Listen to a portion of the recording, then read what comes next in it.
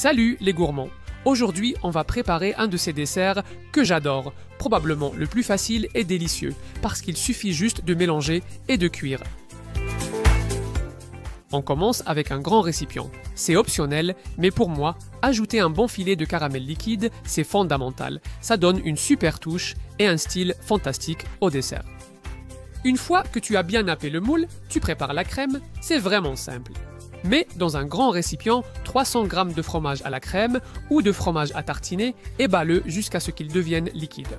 Si tu utilises un batteur électrique, ça va très vite et, une fois que c'est liquide, un petit filet d'essence ou d'extrait d'arôme de vanille ira aussi parfaitement.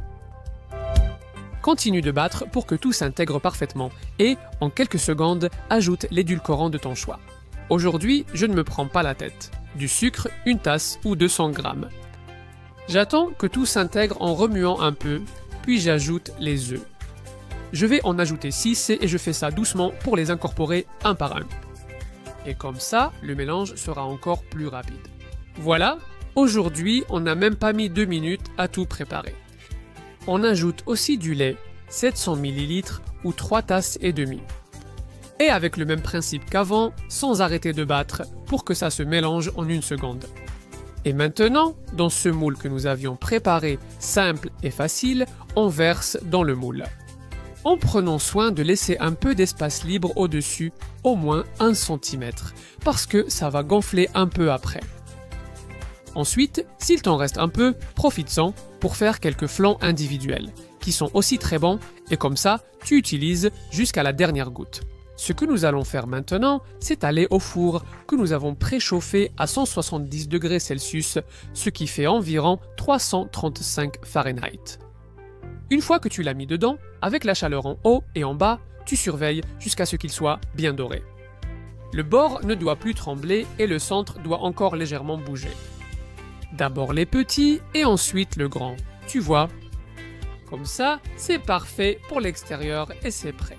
Dans mon cas, ça a pris environ 45 minutes, toujours avec la chaleur en haut et en bas, et une. Une fois qu'ils sont tièdes, réserve-les au réfrigérateur ou au frigo pendant au moins une demi-heure. Mais je recommande de le faire toute la nuit, parce que ce dessert d'un jour à l'autre est incroyable.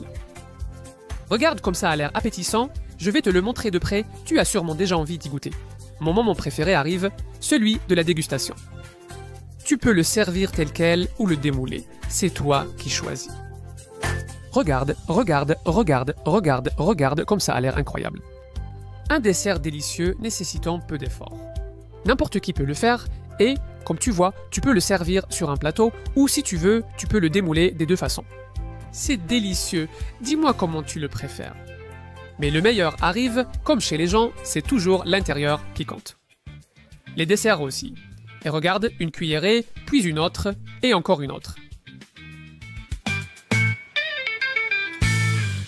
Quelle véritable merveille!